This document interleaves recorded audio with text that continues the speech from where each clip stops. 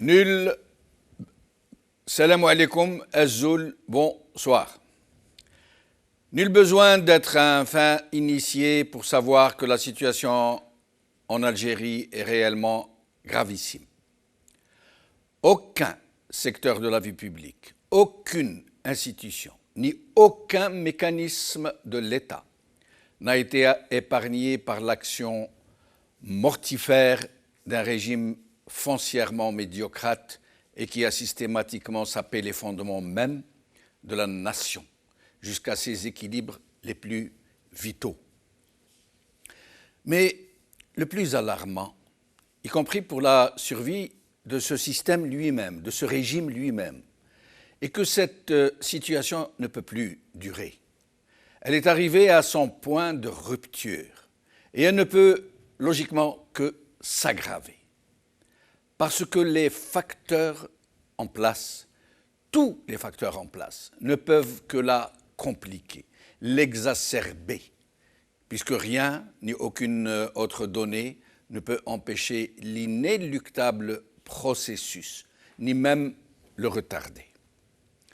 Oui, tout ce qui touche à la vie publique, voire même à la vie tout court, à la santé publique, à la famille, à l'éducation, à la sécurité, à l'économie d'une façon générale, à la politique d'une façon générale et à tout ce qui relève de la cité, du vivre ensemble est sinistré, en perdition, à la limite de l'effondrement. Plus qu'une faillite, la situation en Algérie a dégénéré en logique d'autodestruction, en suicide collectif, en policide. Devant une telle dévastation, des questions se posent. Et la première est pourquoi la société algérienne ne réagit-elle pas à un tel désastre? Est-ce parce que la propagande du régime l'a anesthésiée au point où elle ne peut même plus évaluer la gravité de la situation, au point où elle n'en ressent plus l'imminence du sinistre? Est-ce parce qu'elle est terrorisée par la répression et les intimidations?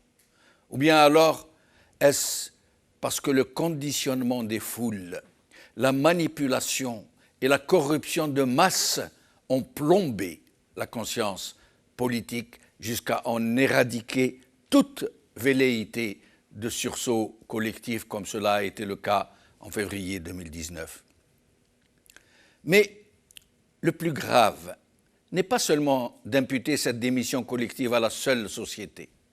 Le plus grave est que les maîtres du jeu, ceux-là qui disposent de tous les leviers pour agiter, orienter ou endormir les masses, sont eux-mêmes dans un refus obstiné de comprendre qu'ils sont embarqués dans le même Titanic, pour un même naufrage.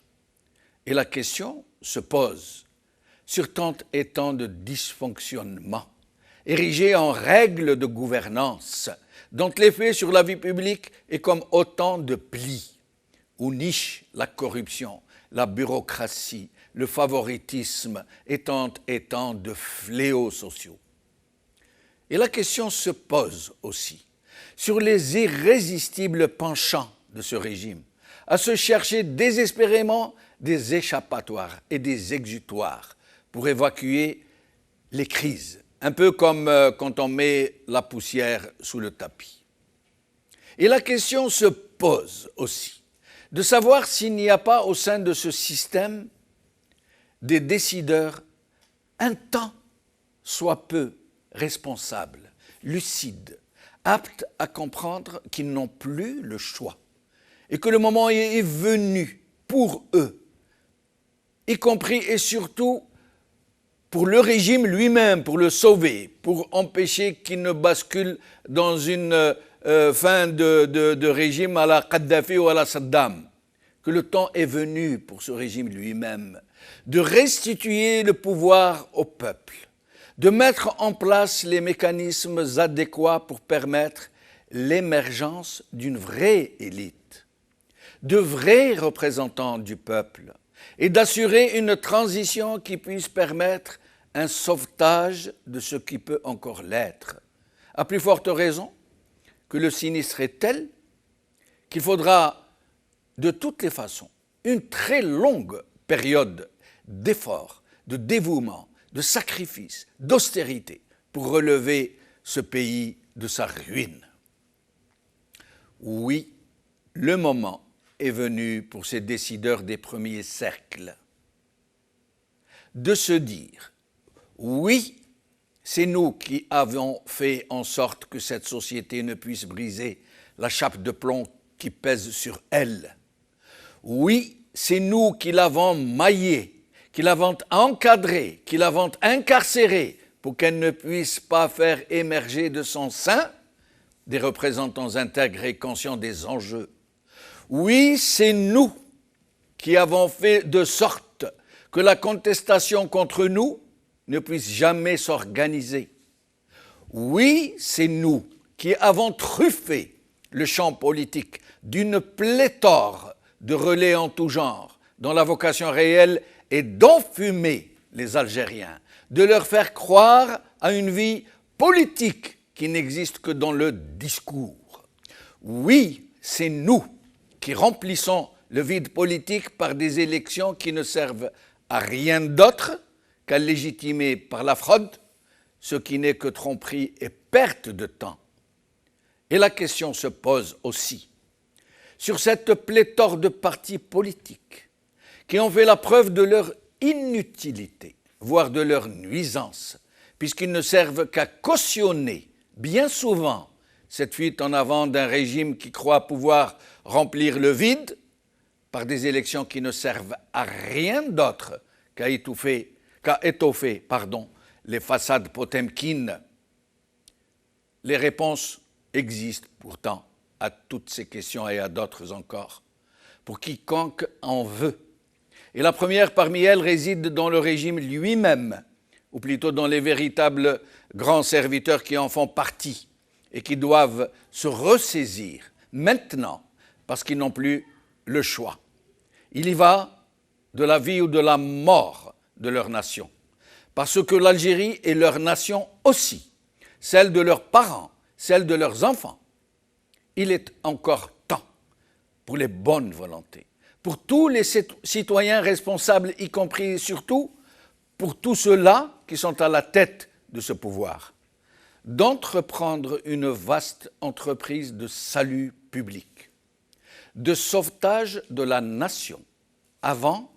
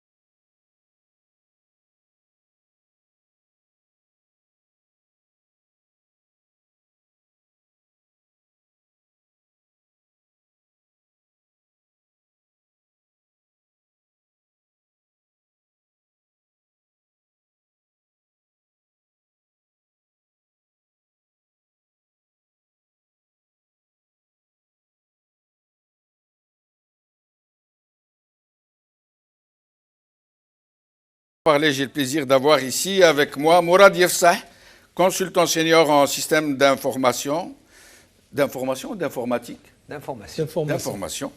Membre fondateur du comité de citoyens algériens en France pour une assemblée constituante souveraine. Mourad Yefsah, merci d'être là. Yatek Saha, Jamal, merci pour l'invitation et puis bonsoir à tous les auditeurs et à tous les citoyens qui écoutent. Merci beaucoup. Nourdine Aoussat, écrivain et conférencier. Nourdine Aoussat, merci d'être là. Merci pour l'invitation, si Jamal dit. Alors, nous allons avoir au téléphone, non, en Skype tout à l'heure, qui va nous rejoindre Smaïl Lalmas, économiste militant politique. Mohamed Lamine Chiban, médecin. Mohamed Lamine Chiban qui est déjà avec nous. Merci d'être là, Mohamed Lamine Chiban. C'est à moi de vous remercier, cher ami Jamal Din. Merci. Salam alaikum. Wa alaikum salam wa rahmatullah. Je salue vos invités et tous les téléspectateurs, le Shorafa ou l'Ahrar, qui nous suivent d'Algérie et hors Algérie et qui suivent le Magharibi al-Habiba. Le Magharibi a la voix de son peuple et non pas la voix de son maître. Merci beaucoup, c'est trop d'honneur que vous nous faites. Merci, barakallahu fik.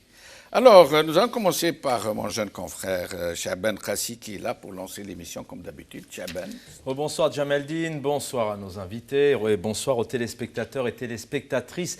Ça fait la une maintenant depuis plusieurs jours. Sa présidence a été pourtant, elle touche à sa fin bientôt, a été marquée par une certaine adoration, une certaine affection, une certaine volonté d'apaiser notamment les relations avec l'Algérie et puis cette affection envers Abdelmadjid Tebboune. Rapidement, un crime contre l'humanité en 2017, avant qu'il soit élu. En 2020, on loue le courage d'Abdelmadjid Tebboune. On parle de tout faire. C'est le président français qui parle de tout faire de son possible pour aider Abdelmadjid Tebboune dans cette période. La restitution des crânes, on en parlait encore, des 24 résistants, paix à leur âme, décapités au 19e siècle. Et puis Macron qui reconnaît encore en mars 2021 que l'Algérien Boumdjel, mort en 1957, a été torturé et été tué par l'armée française. Sauf qu'on est à quelques semaines des élections, Jamaldine, pour dire quelques mois, les choses changent. Alors rapidement... Mais Maurice Audin aussi.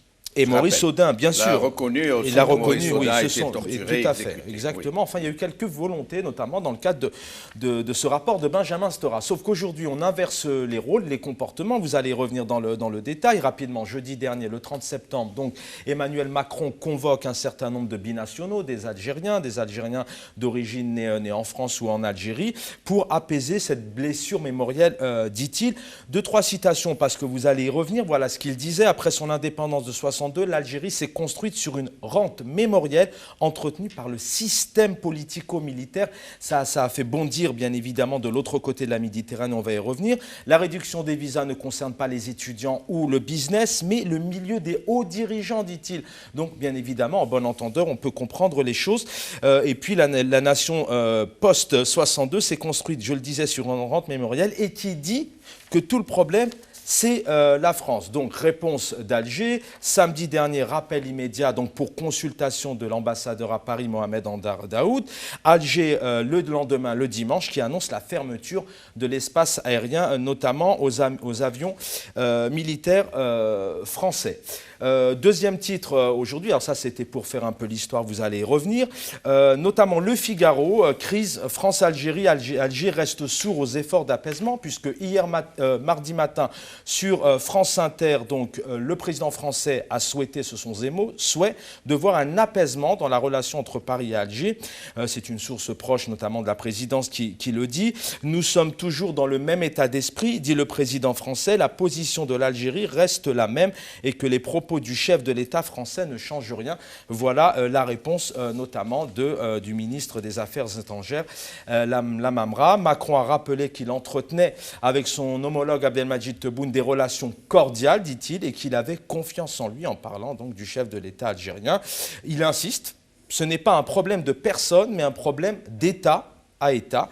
Vous l'avez compris, donc à Alger, la colère des autorités est loin d'être retombée. Donc il faut savoir que Ramtan Lamamra donc, est intervenu au Mali en évoquant notamment ces propos d'Emmanuel Macron. Il taxe la France de faillite mémorielle. C'est encore des mots assez forts. Et ça, c'est des choses sur lesquelles vous allez certainement y revenir. Et puis, bien sûr, une question que se pose 20 minutes, mais elle est en lien notamment avec les propos d'Emmanuel Macron. Est-ce qu'il peut être fragilisé aujourd'hui avec les déclarations polémiques à l'international, puisqu'il faut savoir qu'Emmanuel Macron a des problèmes avec les États-Unis, avec le Mali, avec l'Australie, avec l'Algérie. Jamel-Din, avant de vous quitter, voilà une des questions qui se posent. D'abord, est-ce que pour Abdelmadjid Tebboune, il n'est pas préférable d'avoir un président comme Emmanuel Macron que d'un révolutionnaire comme Jean-Luc Mélenchon ou d'une extrême droite? Et puis, on est à quelques mois maintenant des élections, donc peut-être qu'il y a une attirance. Là, il y a beaucoup de personnalités politiques surfent sur l'immigration notamment. Je parle peut-être de Zemmour, de Marine Le Pen à l'extrême droite. Ben, c'est peut-être là l'occasion d'Emmanuel Macron d'attirer notamment l'électorat de droite. Chaban, merci beaucoup. Donc, à la prochaine fois, pas demain, puisque demain c'est vendredi. Ça, à lundi, avec plaisir. À lundi, merci beaucoup. Alors, Smaïl Almas vient de nous rejoindre, économiste, militant politique. Smaïl Almas, merci d'être avec nous. Merci, bonsoir tout le monde.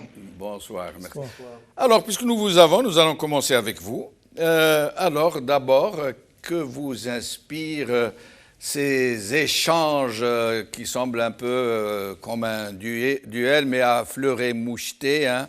Ni les uns ni les autres ne vont trop loin, sauf pour ce qui est peut-être, pour ce qui est de l'Algérie, de rappeler l'ambassadeur, d'interdire l'espace aérien aux aéronefs militaires français, ce qui ne porte pas à conséquence selon une déclaration de l'état-major français qui dit c'est juste une question de petit détour, c'est pas très grave. Qu'est-ce que cela vous a inspiré, à plus forte raison que le duel, les échanges très acrimonieux parfois continuent de se produire, un peu comme si on voulait nous offrir un spectacle ou nous faire changer, occuper notre attention à autre chose. Salam alaikum, bonsoir à tous. Écoutez, je crois que nous avons déjà vécu ce genre de situation. C'est une série à épisodes qui ne se termine pas, donc à chaque fois c'est épisodique. De toute façon, à chaque fois, à chaque approche d'un événement qui concerne l'un des deux pôles, il y a un peu de brouillard entre les deux pays. Mais ce qu'il y a, c'est que nous avons compris aujourd'hui, ainsi que beaucoup de mouvements africains, qu'il est temps de penser sérieusement, de sortir un peu de cette influence de l'ancienne puissance coloniale. On voit qu'il y a des mouvements un peu partout en Afrique qui s'opposent à la politique française, qui s'opposent à ce système France-Afrique qui a été installé de façon à défendre les intérêts et les investissements français en Afrique notamment. Chiban, au plaisir de vous revoir. C'est à moi de vous remercier, c'est Jamel-Din. Merci beaucoup. Alors, Nordine Ossad, vous vouliez dire quelque chose tout à l'heure, entrer dans certains détails. Tout à fait, des détails, mais surtout des faits. Hein, des faits, j'entends aussi c'est l'Almas de parler d'un épisode qui va se dissiper, de parler d'insultes, aussi ça a utilisé ce terme, il a été utilisé aussi par L'Almas. Moi je ne pense pas, moi je ne suis pas d'accord, je ne pense pas que c'est une insulte. Autant quand il parle il s'interroge sur la naissance de la nation algérienne et de dire que celle-ci, est-ce qu'elle a existé? Là oui, pour moi, sans aucune, je dirais, retenue, sans aucun doute, c'est une insulte. Surtout la manière dont il l'a dit, ça n'a pas été rapporté. J'ai ici ces propos qui sont rapportés tels quels. C'est vraiment, je dirais, et même ça, je pense qu'il est plus dans la provocation et il est, je dirais, cohérent avec ce qu'il était avant les élections de 2017, c'est-à-dire 5 ans après. 5 ans après, il tient sur ses positions, il tient sur ses propos. Je vais citer juste 3 faits. Quand on dit faits, c'est du tangible. Ils se rencontrent avec Tebboune, ils se rencontrent tous les deux, ils se promettent tous les deux de charger chacun une personne pour rédiger un rapport. Macron a choisi Benjamin Stora, Abdelmajid Tebboune, il a choisi Abdelmajid Chikhi, qui est son conseiller, chargé des archives, etc. Le rapport de Benjamin Stora a été déjà rendu à son président le janvier 2021. Il a été publié grand public comme livre, et le nôtre, il attend toujours. Il est parti en l'air. Ça, je ne peux pas qualifier cela autrement que c'est de l'irresponsabilité. C'est-à-dire ne pas prendre ces chats. Les archives, deuxièmement.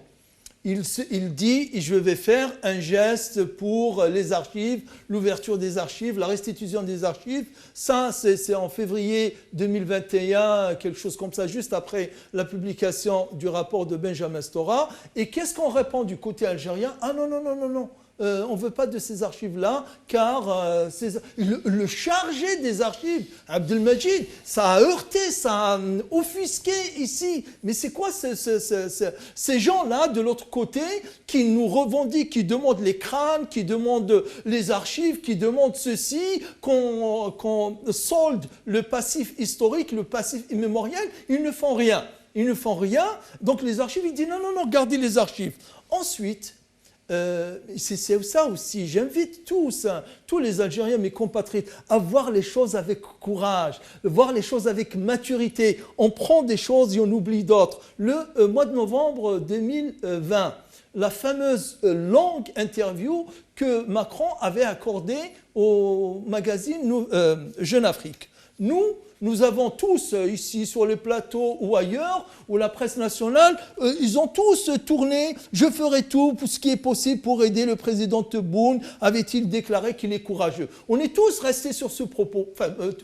Mais on a oublié qu'il avait, dans la même interview, dit que j'ai fait des gestes vis-à-vis de l'Algérie. J'ai fait des pas vis-à-vis de l'Algérie et j'attends le retour. J'attends le retour. Donc, Macron n'a rien eu de concret de la part du pouvoir algérien en termes de rédaction du rapport en tant que position. Et le dernier des faits aussi, c'est un fait. Macron s'est prononcé le 30 septembre. Il a parlé ses déclarations. Il a reparlé avant-hier, le 5 octobre. Et Abdelmajid Tebboune, elle est où ces déclarations? Moi, ce que je leur dis, prenez vos responsabilités, Algériens. Prenez vos responsabilités. Et encore, comment il s'appelle? C'est Lamine Chiban vient de le faire. On a un problème avec l'histoire, Sidi Jamel-Din. On a un problème avec l'histoire. On a peur de notre histoire. On a peur de nos archives. On n'a pas le courage d'affronter notre passé comme ça, de façon directe et en face, de prendre ce qui est merveilleux, ce qui est lumineux, ce qui est extraordinaire dans notre passé et s'enorgueillir. De tout en accepter. Et d'accepter aussi les aspects les taches noires, les taches grises. Parce que c'est une histoire humaine. Voilà. C'est une histoire humaine. Il faudrait. Ce qui fait que nous retombons encore dans les mêmes pièges, dans les mêmes erreurs. Et encore là, aujourd'hui, par rapport au Irak, je vais terminer, juste un exemple. Oui. 1840, les interlocuteurs changent, mais c'est le même réflexe du peuple algérien, de nous, de la nation algérienne. 1840, l'émir Abdelkader, qu'est-ce qu'il va avoir comme opposant? Des Algériens. Des Algériens qui vont accepter d'être avec l'ennemi roumi contre l'Algérien. L'Arbi comme le musulman. 1870, on retombe dans la même erreur. Al-Muqarrani, il va avoir des opposants, pas seulement le Bugeaud ou l'autre de son époque. Voilà, mais ses frères. Plus tard, en 1954, soit un siècle après l'émir Abdelkader, on va avoir les Harkis aussi, des centaines de milliers de Harkis qui vont s'aligner, qui vont être dans le camp de leur ennemi contre les Algériens. 1980, il y a eu ça, les Algériens entre eux. 2021, on est là encore à des Algériens. Là, je vais dire à l'exemple, soyons On a parlé de maturité, parlons maturité. Le 31, il y a une marche à Paris. Le 1er novembre, il y a une deuxième marche à Paris. Pour diviser les Algériens. Voilà, c'est tous du Hirak. Moi, j'ai choisi mon camp. Je ne veux pas le cacher, mais il faut le dire. Il faut qu'on regarde notre passé en face pour qu'on puisse aujourd'hui... Sans complexe, sans haine, sans avec rien. Voilà. Mais mansuétude. Avec mansuétude, lucidité, objectivité, courage et maturité. Alors, pardon, un point qui peut paraître anecdotique, mais qui est pourtant très symbolique. Zemmour et d'autres qui passent leur temps à dire le mot Algérie lui-même par exemple, a été créé par les Français. Et ils ne disent pas que c'est une extension du mot Alger. Et ils ne disent pas que c'est une traduction d'El Jazaïr, qui existait bien avant qu'on arrive les Français. L'étymologie El Jazaïr, les îles. Et c'est eux qui ont, c'est pas les Français qui ont nommé Alger. Alger, la régence d'Alger. Ils ont pris Alger, ils l'ont mis Algérie. Mais sinon, ils n'ont pas inventé le mot par décret, comme ils disent. Même s'ils ont fait ce décret, le mot El Jazaïr existait avant l'arrivée de la France. Tout à fait. Et l'étymologie du mot elle-même, elle est absente dans le dictionnaire français, mais dans le latin. Absolument. Moi, je pense qu'il serait une erreur de considérer ce que vient de déclarer Macron comme étant une question d'histoire ou un problème d'histoire. C'est une question de politique et de domination. Et d'électoralisme aussi. De politique et de domination. En ce qui concerne la France et l'Algérie, c'est une question de politique et de domination. La France veut continuer à dominer l'Algérie. La France veut que les Algériens qui sont en France deviennent des harkis comme ils ont utilisé une partie de pauvres Algériens en détresse, etc., pour les enrôler dans une fausse guerre contre leur propre peuple. Je pense que c'est très important qu'on discute de la politique et qu'on ne se trompe pas. Tout à fait. Quand Macron, il dit « j'ai fait des propositions, je n'ai pas de réponse ». Oui, mais quelle proposition veut la France? La France, depuis 1962 à ce jour, elle veut maintenir exactement les mêmes relations de domination que celles mais pour l'écriture de l'histoire, il a dit nous allons écrire par Benjamin Stora et vous allez écrire. Sur la question de l'histoire. Sur la question de l'histoire, j'ai lu le rapport de Benjamin Stora, je connais les écrits de Benjamin Stora, comment il réfléchit et comment il a écrit là-dedans. Macron et son équipe, ils sont sur la ligne de ce qu'avait déclaré Sarkozy. La colonisation comme comment il dit, l'élément positif, le rôle positif de la colonisation. Voilà la ligne centrale. Voilà la ligne centrale de sa déclaration. Il veut réécrire. Est-ce que vous pouvez changer? Juste 2 points factuels. Je suis tout à fait d'accord avec vous. Je suis entièrement d'accord. Oui, mais est-ce que vous avez dit tout à l'heure? Laissez-moi terminer juste. Je suis tout à fait d'accord avec vous. Je suis tout à fait d'accord. Mais le problème, il est où? C'est ce que je disais tout à l'heure. Regardons-nous. J'arrive. Non, vous n'arrivez pas. Vous avez abordé. Je vous laisserai le temps. Vous n'allez pas y arriver pour la seule raison parce que vous avez pris un seul côté. Nous, de l'autre côté de l'Algérie, vous savez qu'il y avait une proposition. Je commence par le dernier et j'arrive au premier point. Vous savez qu'il y a eu, tout à l'heure elle a été évoquée, vous savez qu'à un moment, un parlement, je ne sais pas lequel, de l'Algérie, il y a un député ou un groupe de députés qui avait proposé de voter une loi exactement l'inverse de ce qu'avait dit Sarkozy, ce que vous venez de citer, c'est-à-dire une loi pour condamner la colonisation, ce qui serait dans le droit je dirais des Algériens, personne ne leur en voudra et c'est normal. Macron lui-même l'avait condamné, il l'a qualifié de barbare et de crime contre l'humanité. Mais ça n'a pas été fait. Et de deux. Vous allez laisser venir et puis je vous donnerai le temps. C'est ça, on va discuter, je pense, je crois, etc.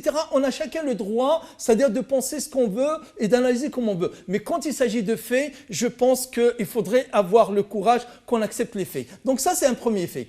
La loi a été retirée très vite et elle a été oubliée. Vous allez essayer d'abréger un peu parce voilà, qu'il faut très rapidement. Et pour le premier point, il est vrai que la France, elle essaie de dominer. Elle est toujours habitée par, je dirais, le complexe qu'appelle Albert Memmi, appelle le complexe du colonisateur. Et nous, qu'est-ce qu'on fait? Qu'est-ce qu'on a fait? Qu'est-ce qu'on attend pour faire les choses pour équilibrer et se débarrasser de cette volonté de domination néocoloniale? Qu'est-ce qu'on a fait? Écoutez-moi, Sien Nordin, chers compatriotes. Le peuple algérien a décidé que ce ne sont pas à ses représentants fantoches, non légitimes, de répondre. Pourquoi? Pour quelle raison? Pour quelle raison il y a cette rupture de février 2019? Il y a une rupture. D'accord. Vous savez ce que c'est que la rupture? Parce que apparemment, il y a des gens qui... Ça fait 3 ans que ça dure. Moi, personnellement, je commence à m'énerver un peu. Mais soyons sérieux. Le peuple algérien a prononcé... Non, je vous laisse pas. Je termine. Non, je termine, s'il vous plaît. Ensuite, vous prenez 2 secondes ou 10, comme vous voulez. 2. Premièrement, le peuple algérien a prononcé une rupture avec cette bureaucratie, avec ces corrompus, avec ces prévaricateurs, avec ceux qui ont vendu. Ils ont vendu l'Algérie. L'Algérie en tant que territoire, en tant que principe, en tant qu'histoire, etc. L'histoire, aujourd'hui, il y a de jeunes historiens qui sont en train d'écrire l'histoire de l'Algérie. Oui, il faut, bien sûr. Il y a, comment dirais-je, moi j'ai appris beaucoup de choses chez Mustafa Al-Sharaf, chez Mahfoud Qaddash, chez Mohamed Harbi. Je lui souhaite une longue vie, mais il y a des jeunes, Ammar Mohamed Ammar, comment il s'appelle, Najib Sidi Moussa, comme Ali Gnoun, comme, comment il s'appelle, Malik Arhal, etc. De jeunes historiens, comme Yidir Hachi, qui sont en train d'écrire la vraie histoire. Oui, etc. Comment il s'appelle? Il y a un autre jeune. Il y en a beaucoup. Il y a beaucoup d'œuvres qui sont en train d'être écrites sur la question de l'histoire. Mais ce dont on est en train de discuter, c'est de la politique. Oui. Et la politique, on doit mettre effectivement le doigt là où il est. Sur la question de la réponse à Macron. Oui. Il y a quelqu'un qui a mis une affiche sur Facebook qui a manifestation le 31. Et un autre qui a mis une affiche qu'il y a une manifestation le 1er. Ce n'est pas un problème, celui-là. On fait de la politique. Oui, donc, mais diviser une manifestation aussi importante. Oui, mais non, c'est pas la division. C'est pas la division, c'est une approche. Il y a une erreur dans l'approche. La division, c'est le jour de la manifestation. C'est une erreur dans l'approche. Oui, non, mais est-ce qu'on va tous converger vers une grande manifestation pour le 1er novembre? Je parle de ça. Oui. Moi, je fais de la politique et je veux qu'on converge tous. Je ne parle ni du 31, ni du 1er, ni du 2, ni du 3. Je parle d'une convergence, de l'unité de tous les Algériens en France pour donner une vraie réponse à Macron. Mais il faut une seule journée. Une seule journée. Donc, le 17 octobre et pour le 1er novembre, il faut absolument qu'on soit des milliers. Et nous sommes les seuls. Est-ce qu'on doit être le 31 ou le 1er? Non, ça, il y a 2 appels. Ça, c'est une question de détail. Bon, je ne vais pas rentrer dans les détails. Il y a des discussions qui se mènent aujourd'hui entre les organisations qui existent place de la République, qui existent en France. Il y en a des discussions. Je sors d'une discussion tout à l'heure à 14h. Celui qui a affiché le 31 m'a appelé, celui qui a affiché le 1er m'a appelé. Alors, on a discuté, mais bien sûr. Mais c'est tout à fait normal. Vous savez, il y a eu énormément de divisions dans la guerre de libération. Il y a eu même des assassinats. Mais bien sûr, ça n'existe pas des mouvements purs. Ça n'existe nulle part, sauf dans la tête de certains illuminés. Ça n'existe nulle part. Mais c'est pour ça que moi je pense qu'avec ce qui se passe aujourd'hui en Algérie, l'impossibilité pour les Algériens en Algérie, justement, d'exprimer ce sentiment je dirais, de rejet ferme et entier des propos de Macron contre le peuple algérien, nous, ici, on doit absolument le faire en toute liberté et bien sûr dans l'unité, la fraternité et la solidarité avec nos compatriotes en Algérie. Alors, nous allons écouter M. Tebboune très rapidement, puis je vous demanderai, puisqu'on arrive bientôt à la fin, un petit tour de micro sur oui, mais encore, qu'est-ce qu'il faut faire maintenant? Qu'est-ce qu'il y a lieu de faire? Et les perspectives possibles, quelles sont-elles? Nous avons d'abord écouté M. Tebboune au sujet de M. Macron. avec le président français et le président Emmanuel Macron, je n'ai aucun problème. Et une entente presque parfaite sur l'avenir. Le président Macron, je l'ai toujours dit, مع الدولة الفرنسية والدولة الجزائرية دولتين مستقلتين دولتين عظميين واحدة في أوروبا واحدة في أفريقيا. Le président Macron est très sincère dans ce qu'il fait. Il est honnête. Il est très propre. Il est très propre. Il est très propre du point de vue historique, très propre, qui n'est impliqué en rien dans ce qui se passe. J'ai confiance en le président Macron. J'ai confiance en son raisonnement. J'ai confiance en sa probité, sa manière de voir les choses. Nous travaillons d'ailleurs, nous nous entendons très bien sur beaucoup de sujets. Et M. Lamamra,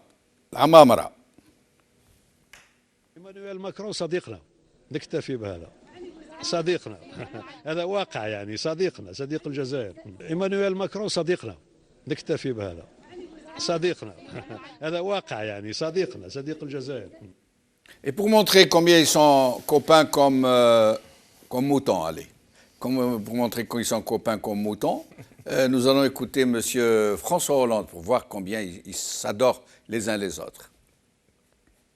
Le président Bouteflika m'a donné une impression de grande maîtrise intellectuelle. Et même, c'est rare de rencontrer un chef d'État qui a cette alacrité, cette capacité de jugement. Il a toutes les capacités, et il l'a montré, pour, je ne parle pas de ce qu'il peut faire pour l'Algérie, mais pour apporter sa sagesse et son jugement pour régler les crises. Alors, il a parlé de M. Bouteflika à un moment où M. Bouteflika était moribond. Il nous dit, alors, messieurs, perspective, qu'est-ce que nous devons faire? Mais nous sommes réellement dans un Titanic. Nous sommes dans une situation très grave, même si on nous traite de Cassandre, d'oiseaux de malheur, mais la situation est gravissime. Qu'est-ce qu'il faut faire? Il faut attendre que la dalle nous tombe sur la tête? Absolument. Moi, je l'avais écrit la semaine dernière sur ma page Facebook. La situation ressemblait à l'orchestre du Titanic qui jouait au moment des violons. Au moment où le bateau était en train de sombrer. Voilà, exactement. Nous, en l'occurrence, c'est-à-dire la chorale ou bien le groupe musical, c'était bon avec ses discours et ceux qui sont autour de lui et ses relais. Il faudrait que, bien entendu, la première des choses, c'est de tenir bon avec le Hirak comme seul espoir, même si il est, je dirais, là, en ce moment, et il est difficile en Algérie notamment de bouger, d'œuvrer, d'agir, mais l'esprit, je pense, du Hirak, ce que je voulais dire tout à l'heure, ici même, le 18 juillet 2018, 18 juillet, je me rappelle bien de cette date-là. Il y avait ici Salim de Sarhan. Je disais que la seule solution, c'est de faire une rupture. Nous sommes dans un cercle vicieux et notre seule sortie, notre seul salut, c'est de rompre ce cycle-là infernal. Et nous l'avons, Dieu merci, rompu avec le 22 février. Il faut qu'on maintienne... Mais Nourdine Oussat, est-ce que les barons du régime, les gens qui sont dans le régime, les gens qui ont la réalité du pouvoir, est-ce qu'ils ne peuvent pas se ressaisir, comprendre qu'ils sont des Algériens, qu'ils n'ont pas le choix? De toute façon, s'ils ne sauvent pas ce pays, ils vont mourir avec lui. Pourquoi est-ce qu'on ne leur lancerait pas tous un appel? Absolument. Je pense qu'hier, il était ici, assis, comment il s'appelle, Samir Yahyaoui, quand il vous a parlé des généraux de la troupe, des autres cadres de l'armée. Il ne faudrait plus qu'ils obéissent à la hiérarchie militaire, au commandement militaire, pour quoi que ce soit. Il faudrait qu'il exprime cette servitude volontaire. Il est temps qu'elle s'arrête. Cette servitude volontaire, que ce soit, je n'appelle pas à l'insurrection, bien sûr, ni à la mutinerie, ni à rien du tout. Mais il est temps que chacun, à son niveau, exprime son refus. Et c'est ainsi, vous avez parlé tout à l'heure, sont-ils terrorisés? Sont-ils conditionnés? Sont-ils corrompus? Il y a tout cela. il y a tout cela. Mais il y a une autre, je dirais, un autre point, un autre facteur, c'est que là, l'Algérie, si on ne la sauve pas dans ces quelques mois, dans ces quelques petites années, ça risque d'arriver à un point où c'est l'implosion ou l'explosion pour des raisons économiques ou financières et économiques. Et ce sera et sociales, bien sûr. Et c'est lié. Et ça sera encore plus difficile de la rattraper qu'il ne l'est aujourd'hui. Oui, moi, par contre, je suis vraiment optimiste. Hein.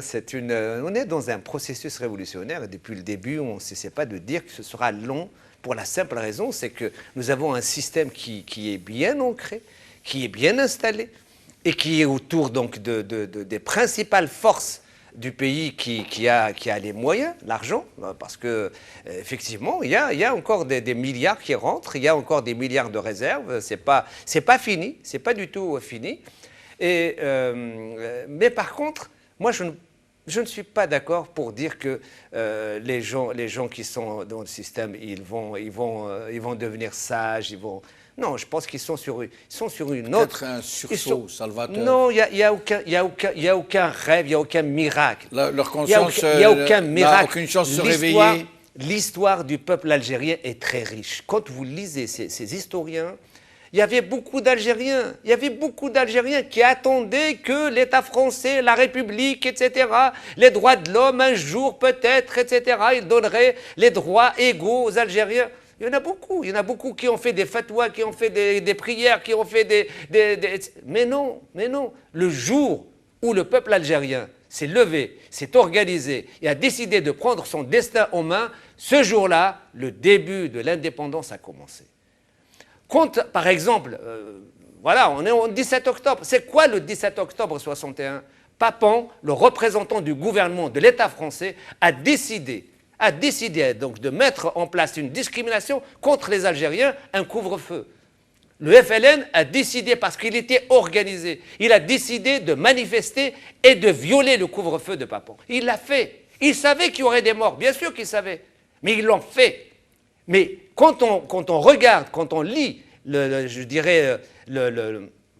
leçon de cette manifestation, la leçon de manifestation, elle est énorme. On l'a écrite, le comité de citoyens algériens en France, on l'a écrite l'année dernière. C'est qu'à ce moment-là, De Gaulle était en négociation avec la direction du FLN pour l'indépendance. Et il n'était pas d'accord pour lâcher le sud algérien. Cette manifestation durant laquelle tous les observateurs avaient dit « ce peuple, il est prêt à mourir que de rester sous la colonisation ». Quelques mois, je crois 2-3 mois après cette manifestation, De Gaulle a lâché sur toutes les exigences du FLN.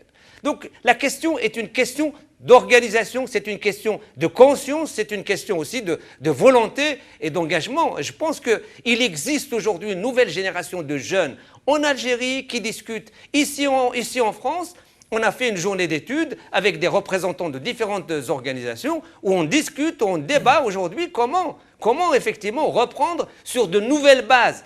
Non pas sur de nouvelles bases en termes d'objectifs, sur les mêmes objectifs que le Hirak. Bien sûr, la question c'est la rupture, la question c'est la souveraineté du peuple algérien sur toutes les institutions et sur les ressources, mais comment effectivement faire en sorte d'aider le peuple algérien dans son combat pour arracher le pouvoir des mains de ces tenants de la dictature en Algérie. Et ça ne peut être que l'œuvre de partis, d'organisations, de syndicats, d'associations, de comités. Donc un peuple non seulement mobilisé, mais organisé et uni. Merci Mourad Difsah, merci Nourdine Aoussat, merci Dr Mohamed Lamine Chiban, merci Ismaïl Lalmas, merci Shaban Qassi, merci à vous chers amis de nous avoir suivis. Bqaw ala khair, bslama, tahallah wa farwahkum.